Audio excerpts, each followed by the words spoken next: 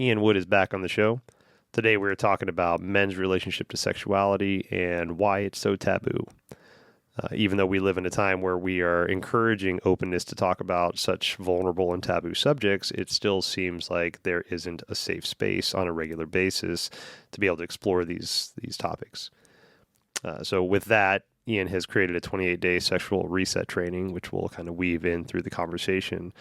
Having people like Ean to hold that space, having programs like the one that he's created to help us be safe in these vulnerable conversations can help us start to unpack some of the stuff we might not even realize is packed in there so damn tight. So I hope you get something out of the conversation. We'll see you on the other side. Journey of the Modern Soul is a listener-supported podcast. Ways that you can support me in this show that would make me very happy are by sharing an episode with somebody that you think it would impact, by liking or subscribing to the show on whichever platform that you're listening on, or by making a financial contribution. Any donations, if you're called to it, can be made to my Venmo account at Adam-Real, ADAM-RIEHL. Links will be in the show notes. Thank you. All right, welcome back to the show. Today, I have a repeat guest on, a gentleman that actually, I think you're the first person to introduce me to Hape, which has been a regular plant medicine in my life now for the past few years. And, so Ean and I have sat in men's groups before. Ian's, in and out of the area, lives in Mexico, lives in North Carolina, Washington, like just all over the place. And, initially, like I said, I met Ean doing men's work. And I think, we've done episodes in the past, so please go back and listen to Ian's backstory and things like that. But one of the things that I love that I don't think I've ever met anybody else that fits this criterion that I didn't even know needed to be fit in. But you've been doing this kind of work since you were more or less a toddler, right?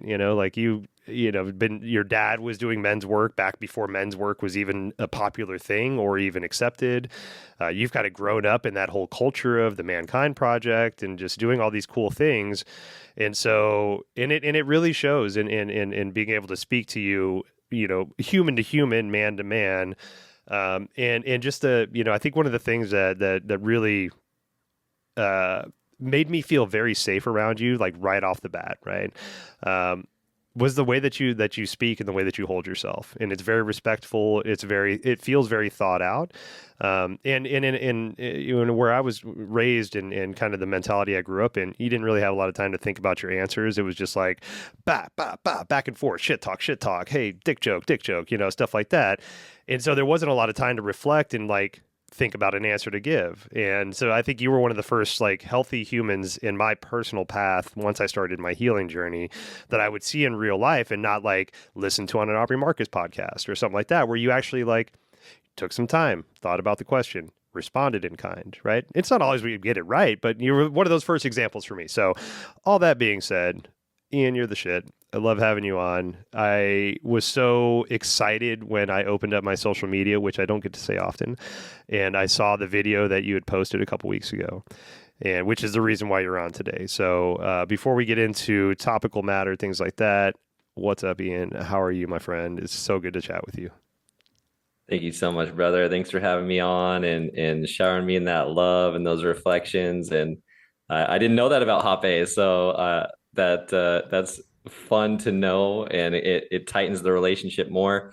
I'm excited for any opportunity to talk about what we're going to talk about today. It's the reason I'm so committed to it is because there are so few areas, and I think life has just perfectly designed me to be able to talk about this because I've always been in the fringe. I've always been with the people that are on the outer edges and going against the grain. So it's just naturally in me to go into these territories.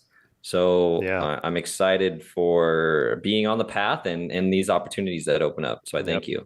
Well, I think, one of the things that really excites me about this topic and especially about what you just said is this should not be an against the grain topic, right? This should be a fucking with the grain, opened up. We should talk about masculine sexuality, the relationship to it. And that's okay. So that's what we're going to talk about, men's relationship to sexuality. And, so the video I alluded to earlier was, I was just haphazardly opening up social media a couple weeks ago in the evening, and Facebook, first thing popped up was Ian.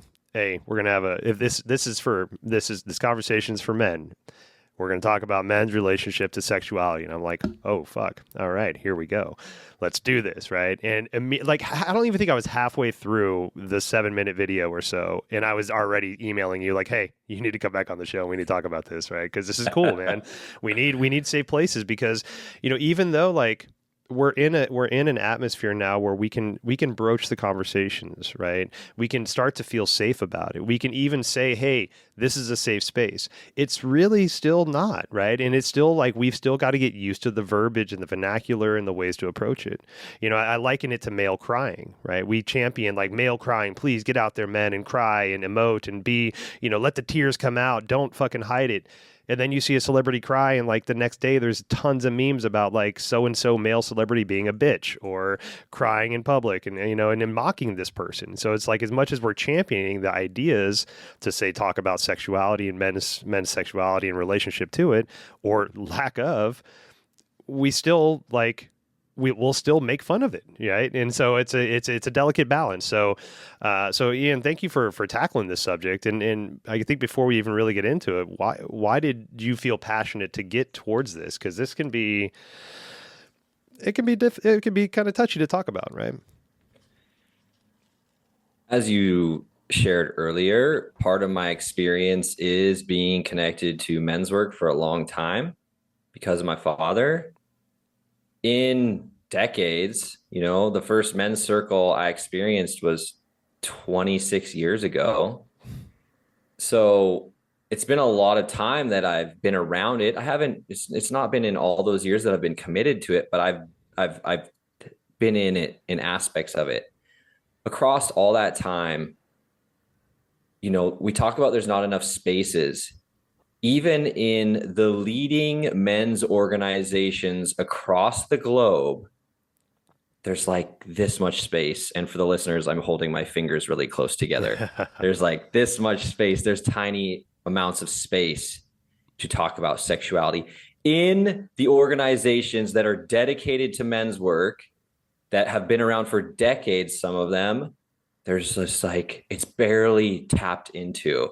And for me, being in the men's community world, every time it's broached, every time that opportunity to speak to it is there, it's just like, it's palpable, just how potent it is. And every single time I hear multiple men say, I've heard it for decades. I just staffed a weekend of like a month ago, and I heard it many, many times again. I've never told this to anyone in my life. Man. I've never told this to anyone in my life. I've never told this to anyone in life. And we're not talking about like a tiny little story. We're talking about like a story that would change your life, and they haven't told anyone. And I don't know that the fullness of it, but I know I can feel and understand an aspect of how much that impacts a man's psyche and how he shows up in the world and his personal power. So all this time in men's work, and I had a lot of different experiences that came together where I was just like, another big piece was we live in the era of the internet and data and information. And I learned that month after month, the top 3 porn sites were up at like Facebook level clicks. So what does that say to me? There's a lot of attention there. There's a lot of energy there. That means it's important. And then also, I'm a man. I know what's on those sites. Like I know the distortion that it can go to. And I know that that's because we can't have these, we can't, quote unquote, can't have these conversations, or there's very few places to have these conversations. Like I said, if it's not happening in the consciousness men's work world, where's it going to happen? Right. Yeah. Now, so growing up in men's work with your dad and things like that, this is, pretty generic question, but did you have like the talk, like quote unquote, I'm air quoting the talk, right? The sex talk, right? Was that something that you had in your household, whether from either parent, both parents, a sibling of sorts? Did you have that, like, this is a responsible way to be with a person of whatever that you're attracted to, right? Probably back then it was opposite sex because that was more the verbiage, but now it's like, okay, how do you respectfully engage with somebody that you're attracted to, right? And listen to them when they say yes or no, or responsible penetration, things like. Was that a conversation that you had as a kid? Well, that's another piece of the puzzle, is that if I did, it wasn't memorable. Mm-hmm. If I did have any conversation, it wasn't memorable. So I think it was no. If so, maybe a little bit. I'll say that at that time that I was introduced to men's work, my dad was like on his own journey. So it wasn't like he had it figured out. He found men's work because he was going through his stuff. Right. And so it wasn't like he was in the leadership men's work role, and so bringing it in that way. The most memorable things I remember is my mom asked me one time about looking at porn or being at a friend's house. And she gave me kind of a like, it's okay, it's natural kind of thing. Okay. So I got something like that, but it wasn't very much. But then, simultaneously on the other side of it, some of the earlier things around sexuality. I love this story. I love younger me in this story. It's just, and part of being in this world, one of my favorite things is hearing men's stories from being boys and teenagers. It's just like, my heart is growing so much for men as I hear more and more of these stories, because we don't know we're lost, man. We don't know what to do. And we're in these little bodies and they start flooding with testosterone, especially in our era where like porn and all that was just coming into, and TVs and scribbly channels. Like, we were the first generations of blasting pornography into our brains in the way that it could be. Yeah. So I remember, one of the first experiences was I was cutting out pictures of like bra and panties from like a Sears catalog, which is like a shopping catalog. Like, a kid on the bus taught me this thing. He like had his own book, and I went home and did it. I was doing it with him, and like I had my book and I put it under the bathroom sink. Like, I didn't even know what I was doing. But then at dinner, my mom brought it up, like, whose picture thing is this or whatever, I don't remember her tone, but that's how I remember the tone in my head. And of course I lied. I'm like, not mine. So then it like felt super shameful because of course it was me. So we're like at the family dinner, and here I'm getting called out for this thing. And I'm sure I got spanked because that's how I got reprimanded. And it's just like, so my first experiences were like, it's bad.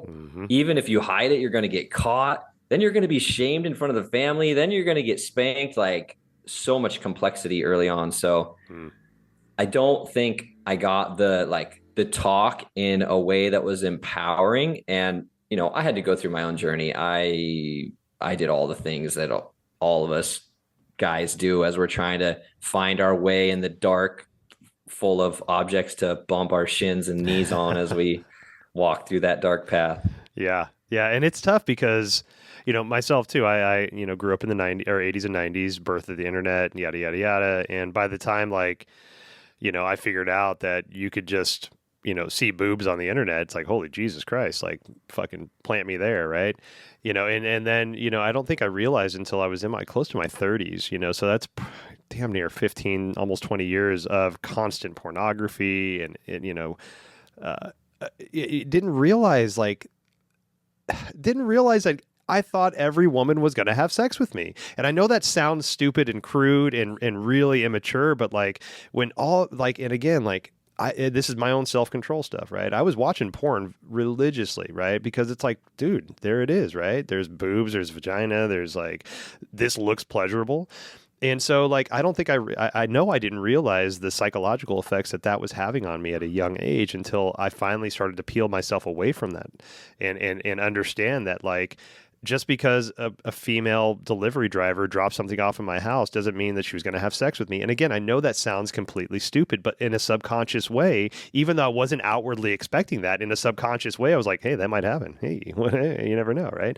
And it's like, that's fucking damaging, man. That's so damaging to think that every woman out there is out there to please you whenever you're ready to be pleased by them, right? It's like, oh, you looked at me attractively. Clearly we're going to have sex now. And if we don't, what the fuck, why did you look at me? Right. And then all these narratives that go in the head, that's so unhealthy that, like, so for you in your journey, Ian, when did you realize that you had an unhealthy relationship with sex? Because I don't think for me, like, I know I didn't have one, but I didn't realize it until I was close to my 30s, if not even a little older. Yeah, I think my journey, when did it really begin consciously? I think that I was a pretty monogamous dater. Like I would be in long relationships very consistently, like 2 years here, 5 years here, this length here. Like I was that serial long relationship person. Mm. And I think what I discovered for myself was that I was living in a certain box.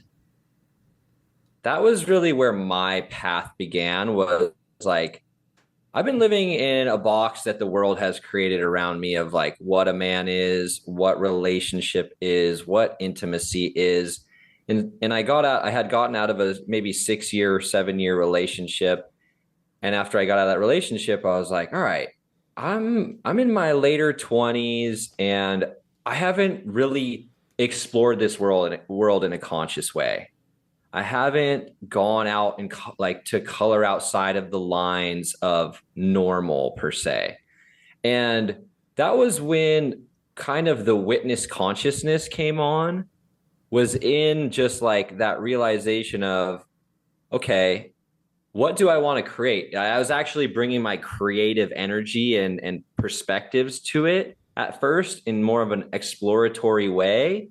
And simultaneously in that time in my life is when I really committed myself to men's work and was staffing men's weekends a lot and doing that inner work. So it was like this exploratory path mixed with this path of inner work that had pieces of sexuality and intimacy in it. And so they started to come together in a way of like exploration and inner work. And then that's when I started to look backwards and look for the shameful experiences in my past and look for the programming and look for the circumstantial things that made me who I was. Yeah. Oh, a lot of mine, when I did my first men's weekend, like the initiation weekend, what's called carpet work or like deep work session was on abortion. Like I had a partner that got an abortion when I was 19, and that fucked me up. Like, yeah, that really impacted me in a deep way. My first girlfriend cheated on me, like my first love, the woman I lost my virginity to. And so I was in my later 20s and I was seeing how I was that classic avoidant attachment style, where it was like, I was loving, I said all the loving things, I cared, but I always had one foot out. There was always something better I could go do, whether it was snowboarding, traveling with the friends, or the next adventure. I never had 2 feet in. And so I started to, once again, in the exploration and in the inner work, men's work path, they started to come together, and I started looking at those deeper things. I think, you're hitting on a lot of very important things I think we need to really consider as we get older. And one of them that I'm finding with myself is defining these terms, these generic terms like success and intimacy and love. And like, yes, we on a broad brush scale, we know like there's a definition of all those terms, but what does it mean to you? Like, what is your version of a relationship? Like, what does that definition mean to you? Is it the Webster's dictionary or is it Ian's version, right? What does intimacy mean? What does sexuality mean? It's not that it ever was just this, but the accepted social norms for so long was, man with woman, woman with man. You have a partner, not multiple multiple partners. You stay with that person till you die, yada, yada, yada, right? That's not the norm anymore. And not to say it ever was, but that's not the social standard that we're moving with, right? Have whatever gendered partner you want, right? Have multiple partners if you want, polyamorous, right? Be asexual and have 0 partners, and that's cool too, right? But if you don't take time to sit down and define these terms and what they actually mean to you in your own version of it, then you're living somebody else's fucking dreams, right? And that doesn't make any sense, right? There's 8.5 billion people in this world. You can approach your sexuality in your version of a responsible way, right? And I think so I think it is important for us to take some time as we get older to sit down and define some of these generic terms that have big weight to them. And my favorite word in this world of sexuality, intimacy, looking at self is being curious as to why. And some of that why is sometimes never answered, but I think the curiosity of why leads us on a very profound adventure, which is like, why do I like the things that I like? Why do I behave the way that I do in relationship? Why do I like the people that I like in relationship? Once again, there may not be an answer to the question, but the question itself has led me on really profound journeys of exploration that help me, once again, color outside of the lines and it's like create a new equilibrium as I continually age and develop. Because in my experience, personally, and in the men's work world, there's so much trauma and such little discussion and alleviation of past buildup from experiences in connection to intimacy, relationships, sexuality. And, you can bring in the Freud perspective, which I lean towards more and more, which is like, so much of it has to do with your mother and your father. Right. Yeah. It's like, so much of it has to do with mom and dad. What are the aspects from those like relationships in the like the lens of the Freudian? Like, what do you kind of see? Like, elaborate on that one if you don't mind. Well, for me, I can see in my own experience and project it so many different places is like, especially for a heterosexual man or a man that is physically attracted to a woman, female, he could be attracted to men and women, but if there's that intimate relationship with the woman, with the female, it's almost impossible that I'm not going to project my mother stuff on her. Yeah. We are not that level of Jedi conscious, aware people. I'm sorry. There's very few of us on that level of consciousness that, oh yeah, I'm not projecting my mom stuff on you. And it gets even more complicated because for me, my dad was extremely softer. My dad was extremely on the soft side. He had more of the female feminine traits of soft, heart-connected relationship, all this. My mother had much more of the male traits, which is like productivity. She was the disciplinarian. She was the one like always shaping my behavior. Like the roles were very reversed. And so that's a whole other layer of complexity in my unique psyche of how, and I experience attraction to females.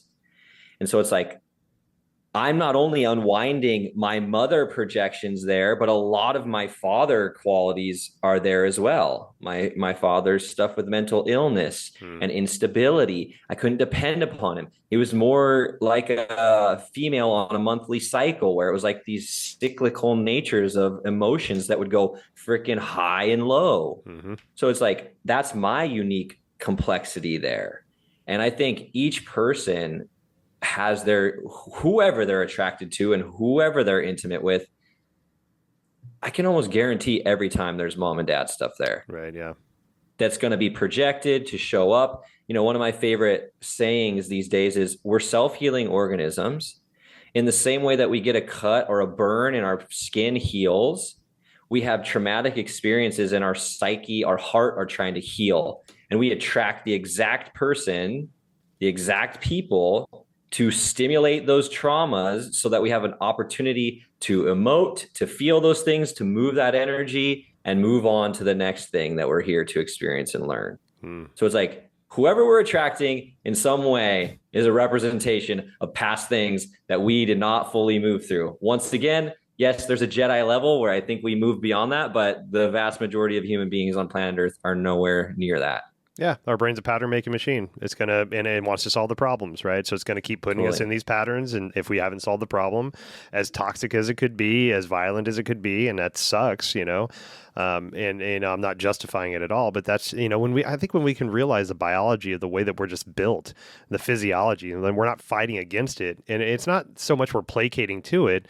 But like, if you can see the path that you're stepping on to move back towards some habit or some story that you're working through, and have that consciousness moving into it, it's like, okay, maybe I'm going to consciously move into this, with an understanding of this, and this is the thing I'm going to learn from it, or I'm going to consciously say like, hey, I see this coming. I'm not ready to deal with this right now, right? Like for myself, like I've been in a relationship for 8.5 years. I'm now single.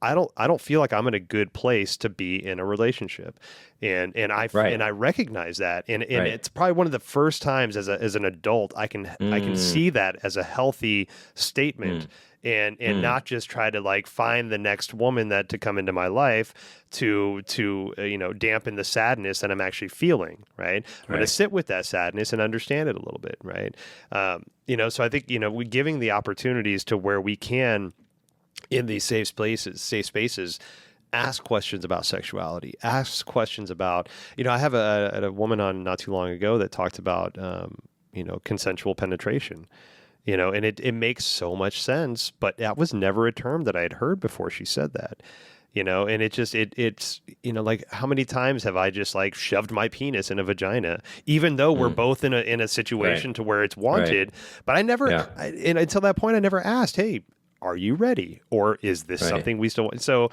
I think giving ourselves the opportunity to look at this stuff and to ask some questions and to feel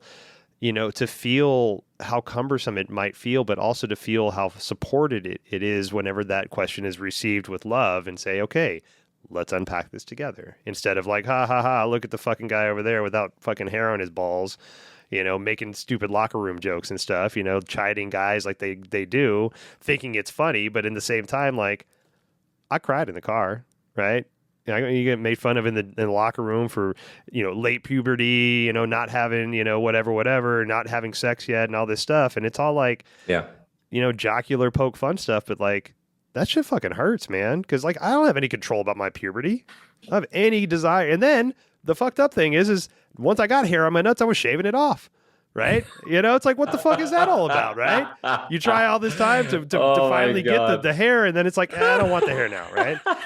But oh my God, I don't know if I've ever told another man that I manscape. Right? And that shouldn't be a thing that we shouldn't like be weird to talk about. Right? And you're oh my gosh, you're bringing so many beautiful things, and thank you for sharing that. And honestly, this is pointing to why this arena is so important, because first of all, intimacy, sexuality is highly sensational. When we talk about information coming into the brain and body, it's one of the most sensational things.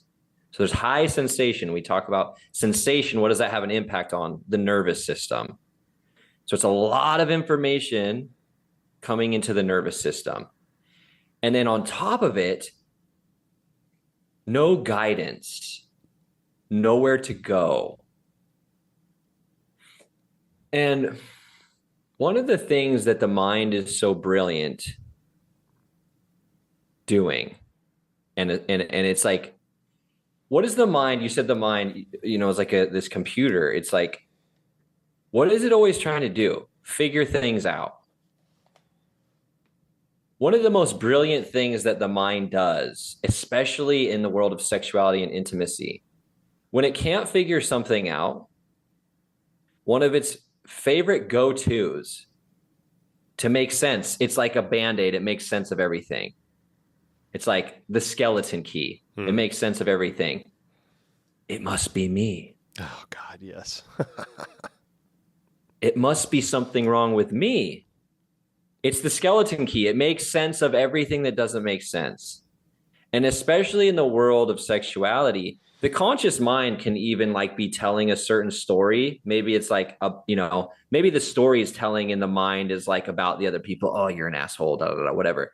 But deep underneath is the resonance of, oh, is there something wrong with me? Am I not good enough? Am I going to be loved? Hmm. Am I going to be valued? What is sexuality with another person? It's validation. Hmm. It's the greatest form of validation that ever exists. This person's going to let me enter their body. There's no other validation that exceeds intimacy. And so many men, and across the board, it doesn't have to be men, but we're talking about men today. So many men use it to soothe the validation that they don't feel about themselves. They've never had it. They've never found it. They've never had a conversation about it. And they're just like, nah, I'm a man and I want to go around and pork everyone because that's what I was told. And like, we live in this free, we live in this free time where that's the okay thing. There's a lot of beautiful things going on, but it also is creating some complicated layers where men can't really see what's going on. And often it's validation, void filling, soothing, Hmm. getting a dopamine hit, getting the chemistry in the body. Now, simultaneously, that's why it's so important for us to go into this arena. And in the same way that shame has been such a big part of the creation of whatever current state of being we are in the relationship with sexuality, that's why we have to go in with no judgment and look and see, what is my relationship with sexuality?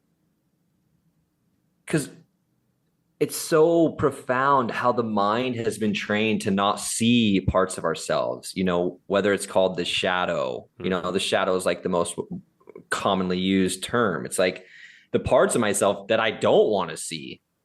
And a lot of that exists in sexuality because it's the most taboo, the most not talked about, the most like, there's like, if we think about archetypical energy in the same way in the collective consciousness, it's like, dude, there's so much weird energy around sexuality that's existed for thousands of years Right. in so many different ways. So there's so much waiting for us to discover. And yet there's such a brilliant design of the mind to not want to discover those things. Yeah. It's, I gotta, with the technology that we have now, right? So I have a question about AI in a second, but I heard a comedian a while ago make this joke, and I laughed my ass off when I heard the joke. And I've thought so much about this one joke in the past 3 years in a more serious way, probably more than I should have. But and I still do. And the joke that he made was, there's so much anger in the atmosphere now, right? We can't have conversations, yelling at people, misunderstandings. But on top of that, we have digital things just floating through the ethos, right? We have text messages and emails and pictures, and right. And it's like right now, probably just got slapped with a dick pic, right?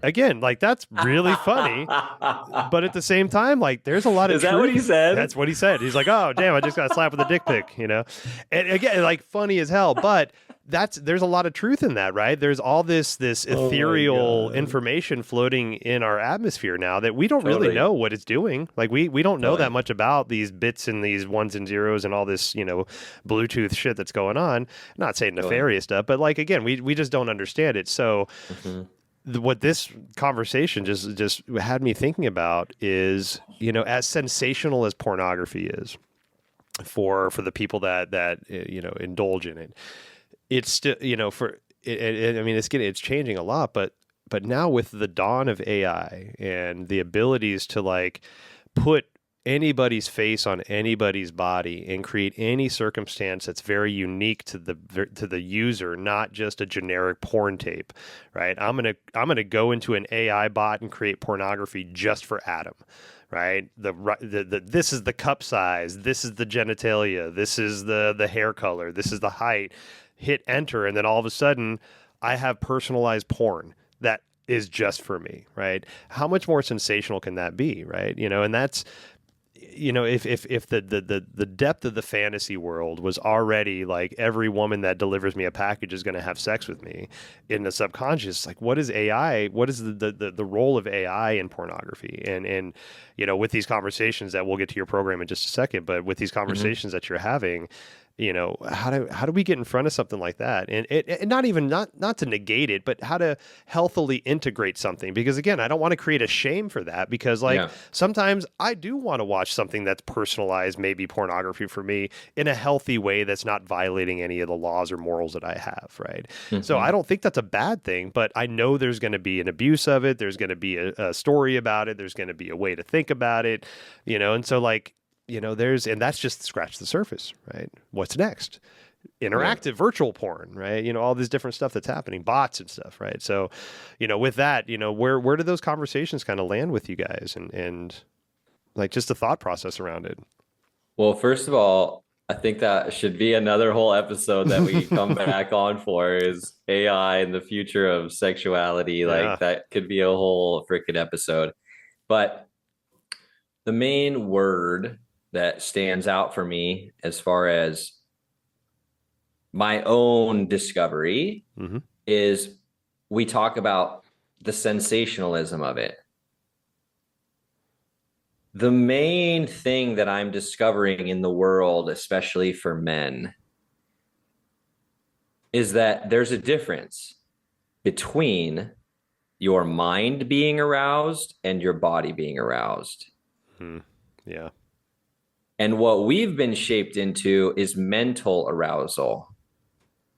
And mental arousal is a lot more dependent upon, say, sensationalism. It's like the sensational imagery, noises, things. This is, why porn has gotten so extreme in all the ways that it has. This is also why we have an incredible rise of erectile dysfunction. Men in their 20s and 30s either prescribed it, taking it regularly, or there's even men that they're not prescribed it, but they've normalized, I take a quarter pill when I am going to be with my partner. Like, it's very normalized. Right. And the biggest subject matter that I've seen in my own experience and working with people is bringing them back into understanding and experiencing what arousal feels like in their bodies. And, one of the biggest things, we talk about shame.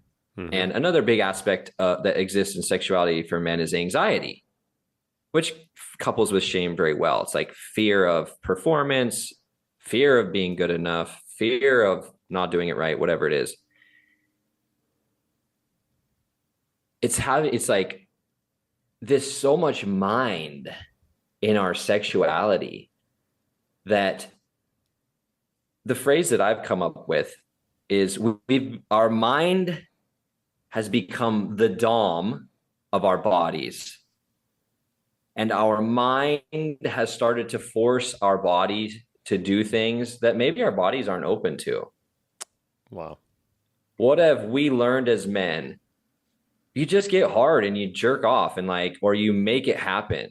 There's no conversations about the brilliant wisdom of your body and trusting it. And maybe you're not getting hard for a reason, and creating that healthy relationship with the body early on. Yeah.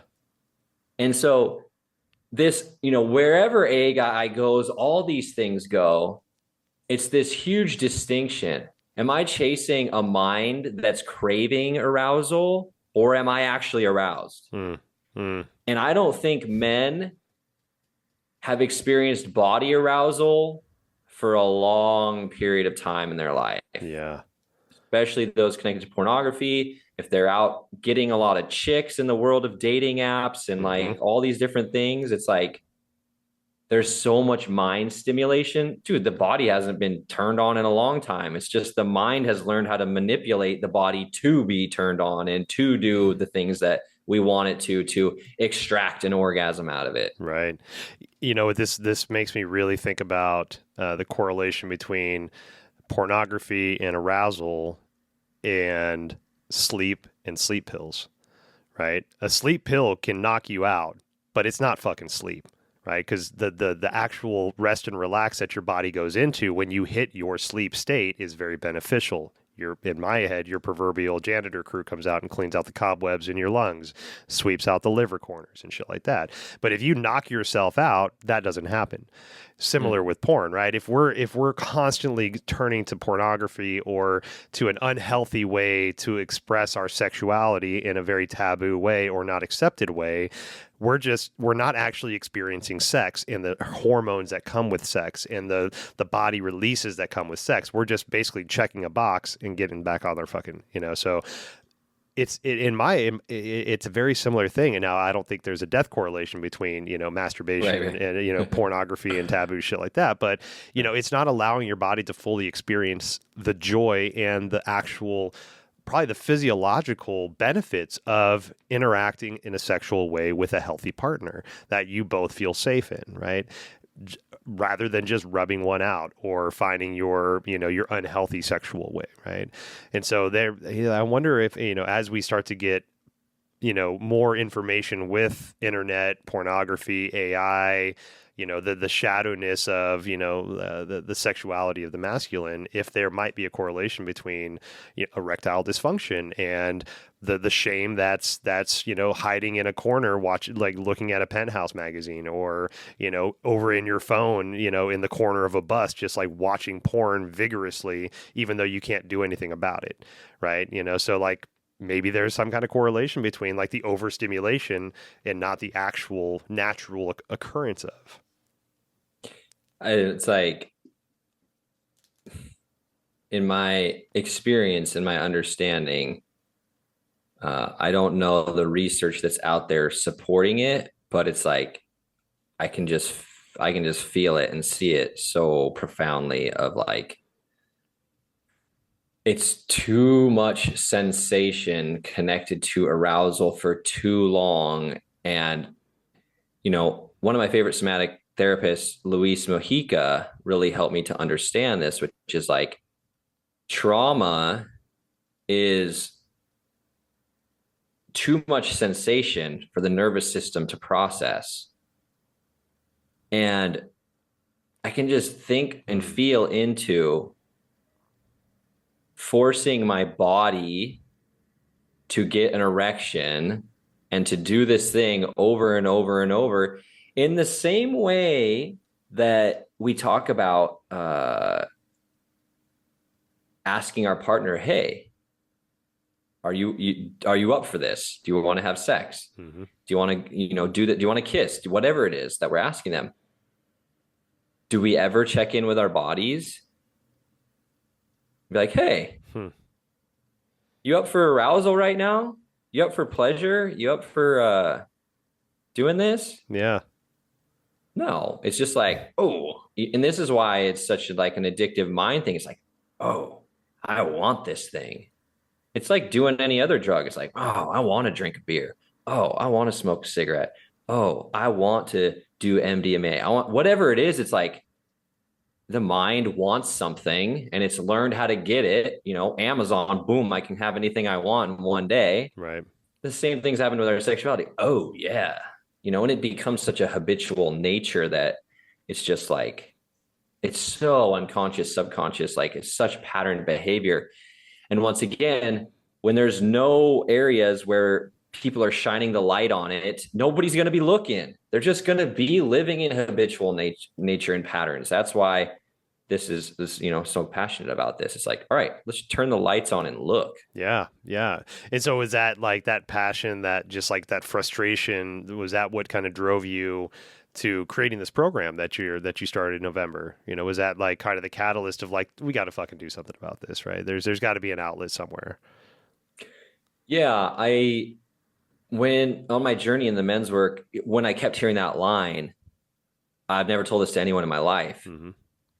Like my original mission was just like, all I want to do is normalize this topic and open as many spaces as I can for men to talk about it so that they can stop carrying the weight of their, decades of their life. They've been carrying something. Because I see a man's body. I see the way his energy changes. I see his facial expressions in these places where they get to talk about sexuality and talk about things they never have before, it's palpable the weight that is left their shoulders to hear other men's stories and be like, I'm not alone. I'm not the only one worried about that. I'm not the only, like, I thought, like, the amount of times I hear guys say stuff like, I just thought every other guy has it figured out and I'm the only one that doesn't. Like, it's this weird thing that our minds do. Right. So it's just like the weight that's lifted off of men when they get to just talk about it. That's it. That was the original catalyst. And then on my own journey, I was realizing it was just important to look at my patterns and question. A lot of the training that I've created is about questioning and looking. How do I relate with arousal? What was my relationship with this? You know, have I had past experiences that taught me sexuality was dangerous? Was I cheated on? Did I ever experience an STD? Was there an abortion in my life?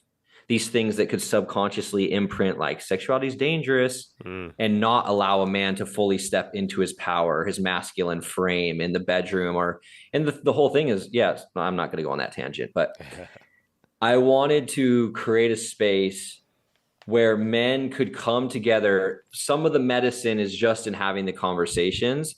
And then the other piece is in the introspection. Like I said, our mind has these mechanisms to not look at the behavior. And it was like, okay, how do we come together and consciously say, no, let's look at that. And in looking at it, I get to go, oh, that's not everyone's reality. That's my unique reality. And in looking at it, it shifts on its own. Yeah.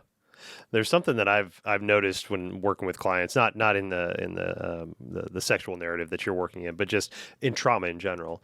And I think it's you're hitting on something very important that we need to keep these dialogues and these conversations open, because like let's say like last week I got in a car accident, right? I'm 45 years old. I've been driving for 30 years, right? Last week, got in a car accident, almost died, but I didn't. Everything's fine, right? And everybody walked away good. And this is a hypothetical. This didn't actually happen, but let's just, and so after that trauma, I can look back and be like, you know what? I've never felt safe in a car. I've never felt safe driving on my own. I've never felt safe on a freeway. And we can start to overlay this current trauma into our past, and say we've experienced a traumatic situation like you just talked about, like somebody cheated on us, or maybe I finally got the courage to ask out this woman that I thought was very attractive, and then she shot me down. But not only that, but maybe she made fun of me a little bit. And so then it could just be like, well, I've never been good with women. I've never been in relationships. I've never, been happy in a relationship, and then that could just color everything and change our entire past narrative and make us maybe, hang up the old fucking, just like hang it up and say, I'm not going to try anymore. Or, or maybe get more aggressive with the way you try because, well, if that doesn't work, I got to do this now. Right. And so I think the more that we create these safe spaces to have these talks and have these narratives, we can start to understand, like, I'm creating this story within myself. Right. And when I can have this reflected back to me from another, healthy human being that can just mirror this or help me unpack it, I can understand where the narrative is going sideways in my own head.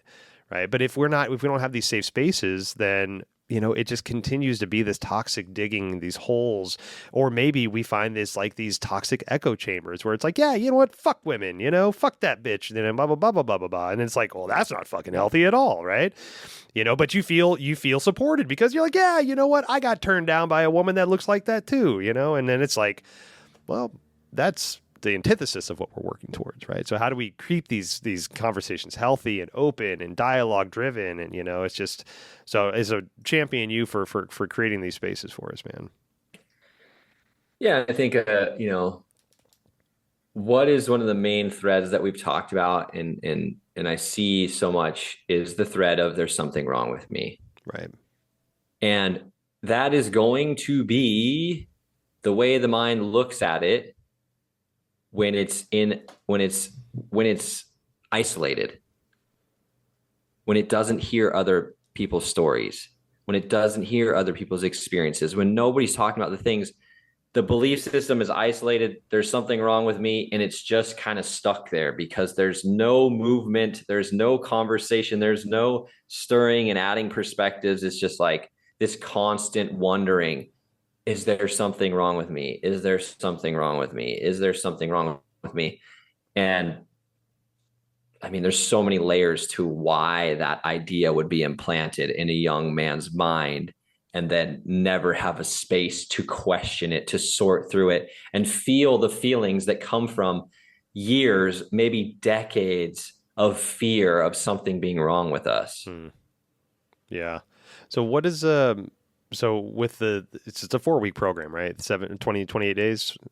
So what is the kind of the flow of the program look like for somebody that wants to join or somebody that's like just kind of interested? Because I mean this is healthy and beautiful, but this can be a big step for some folks, right? Be like, oh my God, I'm going to not only confront my own ideas about sexuality, but I'm going to do it with a group of humans that I'm praying to God or crossing my fingers will hold that space for me.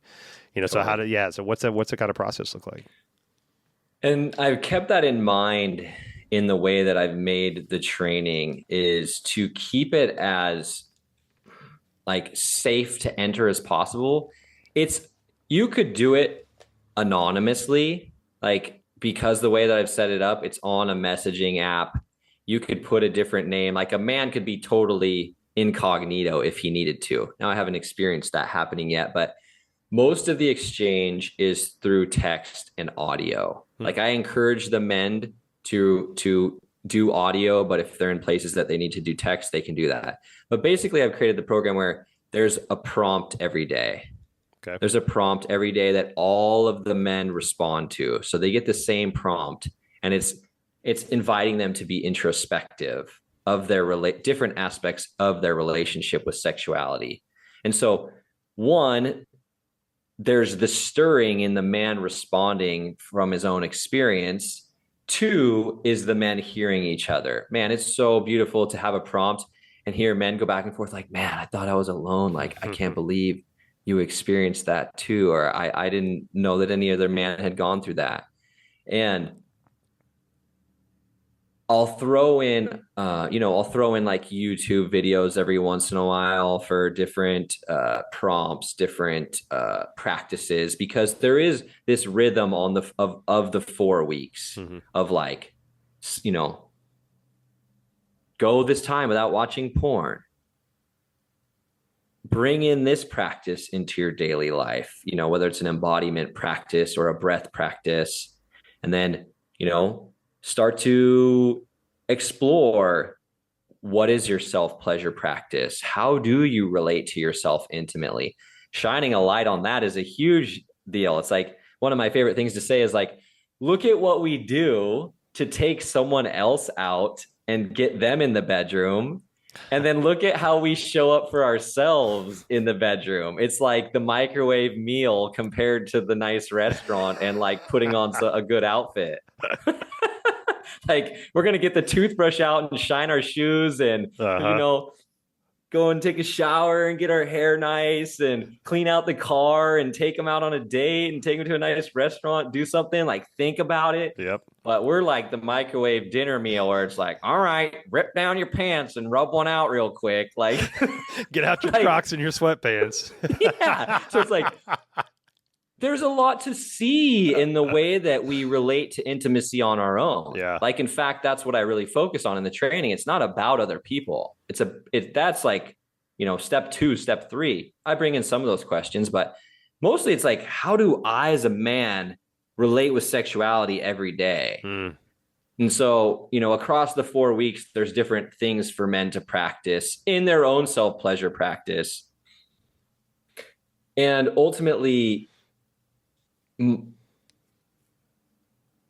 the flow of the training is one, excavation, this term shining the light, which is bringing our awareness to behaviors that maybe are playing out repetitively, patterned. We're not even aware. They just kind of on a hamster wheel. We just do the same thing because it was curated across our lifetime and we never question it. So we bring in that excavation. We have that healthy discussion. We get to air out our dirty laundry a little bit and feel liberation in that expression and being heard and being seen. and then starting to explore, like, how could I evolve this? How could I evolve my relationship with sexuality? How can I get out of the patterns of mental addiction to arousal and move into more of an arousal that I actually feel in my body? Hmm. And that's where I hope to lead. That's where, like, I hope men are at the end, is like creating a new relationship to pleasure and sexuality in their own life, on their own time. And, it's called a sexual reset because it's kind of like bringing things back to it's kind of like that first period of this like excavation, so that we can build a new foundation and put in new 2x4s and build a new frame that is our house. Yeah. That's the hope of it. That's beautiful. That's beautiful. I think there, what you said also about like, how do you curate your own, personal pleasure experiences? Because once you feel the benefit of the care that went into creating this experience, right? So if you're creating an experience for your spouse, you can see the look on their face or, feel the joy with them, but it's an external thing, right? But when you create that, then you experience it yourself, it's like, oh, that's what that feels like when somebody pulls my chair out or takes care of me in this way or whatever, like gets some nice candles out or chooses a nice music in the background. Like this can all be like, you can curate your own like sexual fantasies and sexual experiences with yourself, with others, right? And I think like when you can finally like create that experience for yourself, you can feel the love that actually went into that, and rather than just like, okay, here we go, pull the pants down and let's do this shit, right? Because it is self-love, right? When you break it down, like we're loving ourselves, like, and there's nothing wrong with that, right? We should love ourselves. One of the most important ingredients of what we're talking about, if I don't create that with myself, if I don't create that kind of fire and passion and freaking life force energy that I have access to on my own, what am I left with? I'm left with dependency upon another person. I can only feel that with another person. What does that make me? Needy, dependent. It's like they are the cocaine that I'm addicted to, and I can only have it. They're the drug dealer. I only get it when they're around. So if we don't create that relationship in our own life and learn how to connect that life force energy, that vitality, that pleasure, that desire on our own, we will forever be dependent, and they will forever feel it. They won't even know they feel it, but they will forever feel our neediness for them. Yeah. Until we balance that out in how we relate to sexuality and that primal life force, freaking yang, Shakti in our own life. If we start to have a fiery relationship on our own, we can meet them there, right? Because we're not only experiencing it with them, we're now like creating it and rising like to higher experiences together. Yeah. And that's, I love that, because one of the things that I try to make sure that every client that I work with knows, in my energy working sessions like that, it's like, I can teach you breath work. I can put hands on you. I can soothe your body. I can, play some bowls and things like that. Right. But when it comes down to it, like, I cannot do your trauma work, right? I cannot put down your hot rocks. I can convince you that you're holding a hot rock, and then you got to figure out how to put it down yourself. You got to fill in your own holes, push your own boulders out of the way, right? And so, like, I can't do it for you. You have got to be the one that does it. I can support you in every way, but you got to do it yourself. And I think that's kind of what that does too. It's like, you got to realize, like, this is something you create for yourself. This is your journey. Putting that pressure and that responsibility on somebody else, they're not fucking, that's not nice. That's not responsible at all, right? You're responsible for you, right? And I think the more that we can encourage that and know that there's support when we need it, but like when it comes down to it, it's you, right? So how are you showing up in a healthy way for yourself, for others?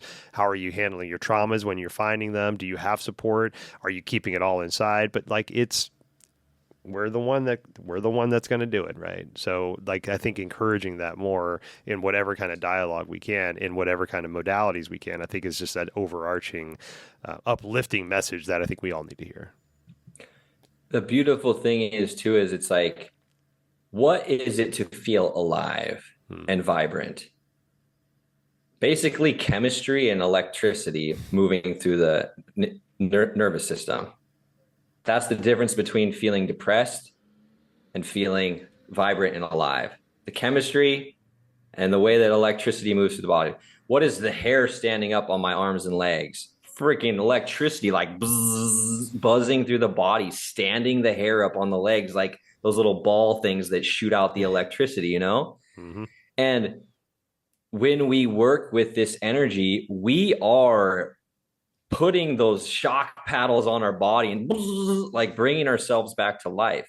And a huge part is that navigation from the mind back to the body, tapping into that vital life force on our own, bringing those gifts into our beautiful intimacy, and like hand in hand, by myself, with others, electrifying, zapping the life back into me. Mm.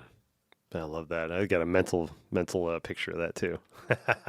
So with your program, this is this the first iteration, the one that you just started in November, the first time running this style of a program? I know you've done a lot of programs in the past and things like that. I am on my second one. Okay. So I'm running my second one. I ran two other ones privately. So I've ran it. This is my fourth time running it all the way through. Mm-hmm. First two times with single individuals, and these last two times in a group setting. So December will be round 5. Okay. Very cool. Very cool. Is there so where would people like to, you want to send people to maybe learn more about this, sign up for it if they're, more interested? Yeah, I can hopefully give you a link to put in the description, Mm-hmm. and it's eanwood.com/sexual reset is the page that has videos and more information on it. It talks about the 4 weeks, and yeah, it has more details that maybe I didn't cover in this episode. Yeah. Well, it seems like, it's this seems like a living organism, right? It's not something that's like, okay, this is the program set in stone, move forward. It seems like it's like dependent on who's involved and, the amount of people and whether they're texting Totally. or, so it seems like it can be very, attuned to the group and specific to the group, which sounds very, very safe. Yeah, it is definitely a living organism. I think all my trainings kind of exist that way, where it's like adapts to who's in there. Mm-hmm. And the thing is like, I'm not just some teacher and I got my PhD and I'm not learning anymore, Like this is my life. This is my personal development path currently. So I'll come into the coaching thread and I'll just share my experience of what I'm working on and what I'm going through and what I'm seeing in myself. I think So that's sorry, go ahead. it's a living organism in it that it's my experience is continually evolving. Yeah, there's, and it doesn't always need to be this way, and by no means am I underlining the word need, but the experiences that I've had where the facilitator depedestalizes themselves and puts them right there with everybody else, because like, even though maybe like say I'm leading the group, that doesn't mean I hold more knowledge, I hold more weight, I hold more understanding than you, right? We're all in this together. It's like a linear, like a horizontal healing circle, right? And I think the experiences that I've been in where that person that's leading, they're guiding the group is humanizing themselves as much as, if not more so than the rest of the group, that it's like that shows that vulnerability shows that this is safe for me. Right. This feels safe for me when I'm looking at the person that I might not know, but is leading the group. And they're like, yeah, this is my truth right now. Like, okay, that opens my door to be able to find that truth too. So, I know that's very vulnerable and that sometimes, may have been looked at as not, maybe not a smart way, but man, Right. in these circles, I think that's very, very healthy, man. So I appreciate you being a part of that. Yeah, my pleasure. I very much so believe I believe in the things I create because I am walking that path, whatever it is, I'm walking that path And I just know there's exponential layers. Like I know that there's exponential layers to the depths of patterns that I see in my relationship with sexuality, and that I just continually keep getting to expand by going into the shadow, going into the darkness, going into the things I can't see, and being open to discover even scary, sad, bad, quote unquote bad things. Yeah. Yeah, because you never know what you're looking for until like that question has been able to be brave enough to be asked, not necessarily answered. But like you mentioned earlier, sometimes just asking the question is like, oh, I put that out there, and now that creates this space to find this other thing to, it's like I didn't even realize I was in that thought process. And again, like having those safe spaces, where you do feel supported and you do feel like you're not going to get, made fun of or ousted because of like a curious statement that you may have made, and I can't tell you how many times in the beginning of my healing journeys where, I wasn't in those safe spaces, and a lot of those revolved around religion, and, like church settings and things like that, where now I know that for me, at least, it wasn't a safe space to explore those ideas. It's finding those communities that do support you and that you do feel safe around, and so, like having people like Ian, having people, like the groups that you don't even know who you'll be in with, the people that you don't even know that will support you and you'll support them. Like that, the part of that is like exciting to me. It's like you haven't even met your best support system yet. Right. It's like the statement, like the best years of life behind are still ahead of me. Right. The years where you look back and like, oh, those were the good years. Like those are still ahead of me. I haven't had all of those years yet. And that's like very comforting to me to know like the best years of my life are still waiting to be had. Right. And that's where we unpack this shit and we start to get healthy and we start to find these stories that we've been living in with that aren't true anymore.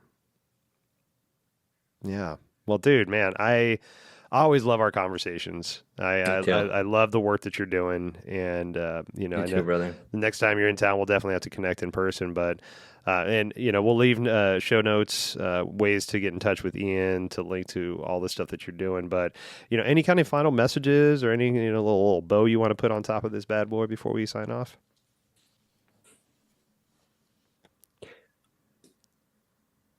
There's the word that's been said a few times on this episode that's really stood out for me in the world of men's work.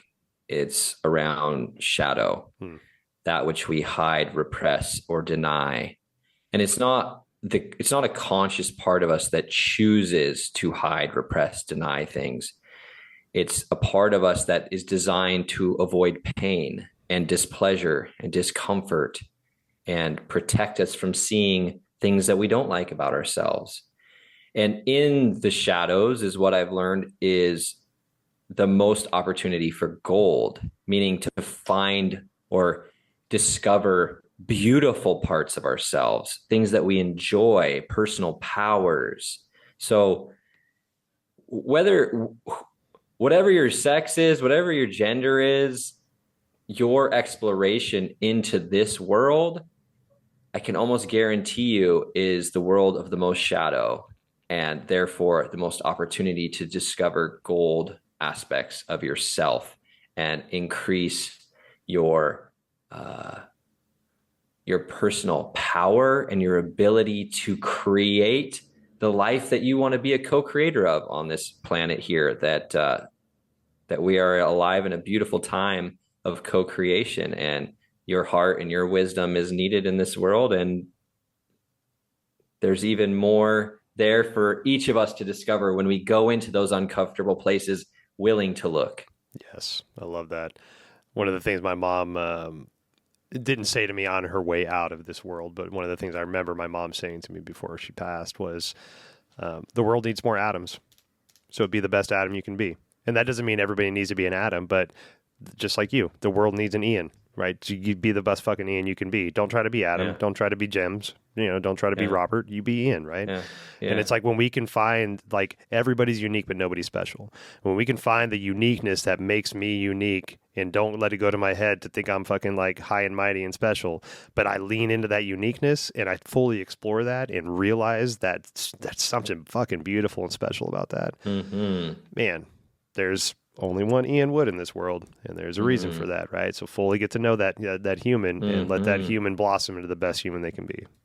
And let's, when we go into the shadows, we we go collect parts of ourselves that have been lost and stuffed away and forgotten, or left behind because we were afraid that they wouldn't be accepted.